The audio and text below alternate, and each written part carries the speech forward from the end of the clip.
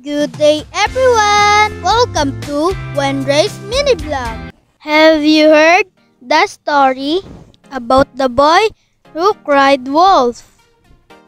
If you haven't yet, I will tell you a story. The title of the story is The Boy Who Cried Wolf. Long ago, there was a young boy who looked after some sheep. Near a village, the boy was often bored. One day, he played a trick on the villagers to pass the time. "Wolf! Wolf!" he shouted loudly.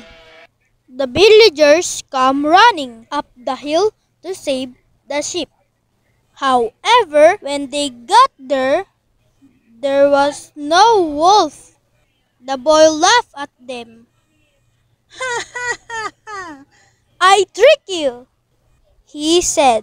"You must not tell lies," said the villagers angrily and went back to the village.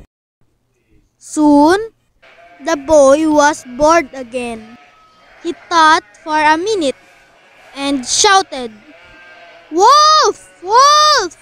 Again, the villagers rushed up the hill to save the sheep. The boy laughed at them. "I trick you again! Ha ha ha ha ha ha!" he said. "You must not tell lies!" shouted the villagers. They hurried back down to the village. Later that day, a huge wolf really did come into the field. The boy cried and cried, "Wolf! Wolf!"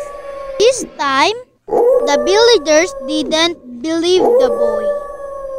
No one came to help, and the wolf ate all of the sheep. Moral lesson of the story: no one believes a liar, even if they are telling the truth. Thanks for watching. Follow me and subscribe. Bye-bye!